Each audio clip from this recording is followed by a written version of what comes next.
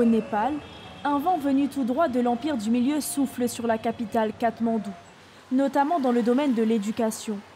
Il existe près de 100 écoles privées qui enseignent le mandarin, comme celle-ci.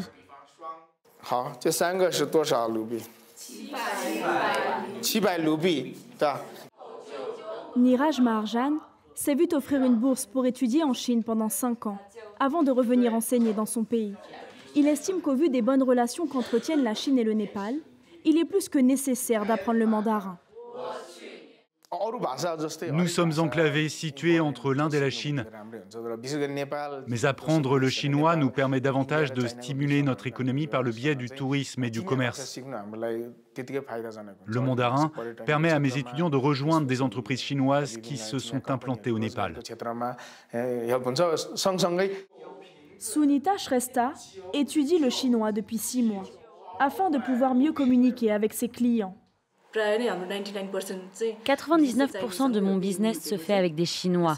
Je travaille dans une entreprise qui fait des sculptures et la plupart d'entre elles sont destinées à des temples en Chine. Il est donc important d'apprendre le chinois pour faire des affaires. En plus des investissements, l'essor du tourisme est encouragé par les deux pays, car l'héritage religieux du Népal séduit. À 285 km de Katmandou, la ville de Lumbini, située à la frontière avec l'Inde, est considérée comme l'un des 4 lieux saints du bouddhisme.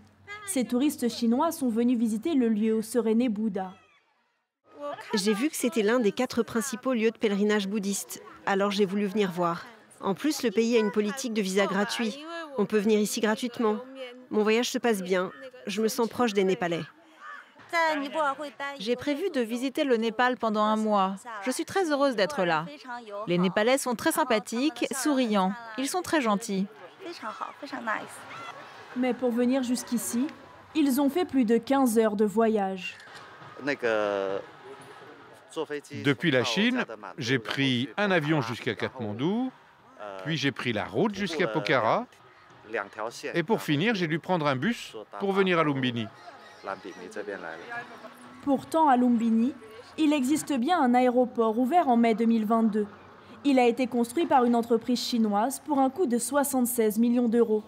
Le terminal est flambant neuf, mais les tapis à bagages sont à peine utilisés et les tableaux d'affichage n'indiquent aucune destination. Car l'aéroport est quasiment à l'arrêt. La raison ? L'Inde voisine entretient de mauvaises relations diplomatiques avec la Chine. Elle a donc interdit le survol de son espace aérien, ce qui limite le nombre de vols. Vous pouvez voir les écrans et l'endroit où nous pouvons afficher le nom des compagnies aériennes. Seul un vol par semaine en provenance de Malaisie dessert Lumbini. Deepak Kumar Bhattacharya, porte-parole de l'aéroport, espère qu'un terrain d'entente va être trouvé rapidement pour accueillir les touristes. Il est certain que si nous pouvons avoir des liaisons directes, cela sera bénéfique pour les compagnies aériennes en réduisant le coût du carburant. Si de nombreux touristes viennent ici, il y aura des avantages pour le secteur du tourisme, pour les gens qui travaillent dans les hôtels. L'économie sera certainement en position de croissance. Pris en étau entre les deux géants, le Népal est le miroir des tensions entre l'Inde et la Chine. Pour Yubaraj Gimir, analyste politique, le Népal ne peut pas choisir de camp au vu de sa situation géographique.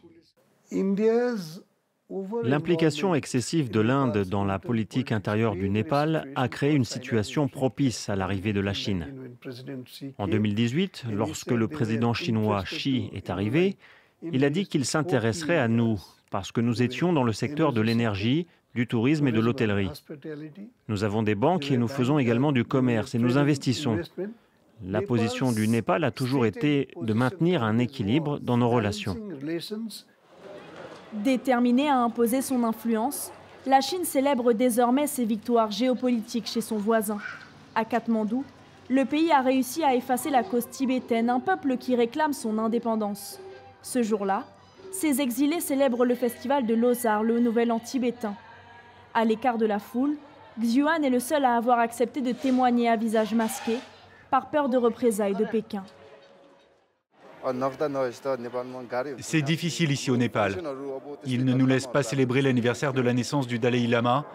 Ils envoient des policiers pour nous arrêter si nous organisons n'importe quel type d'événement. Ils peuvent même nous mettre en prison pendant une journée.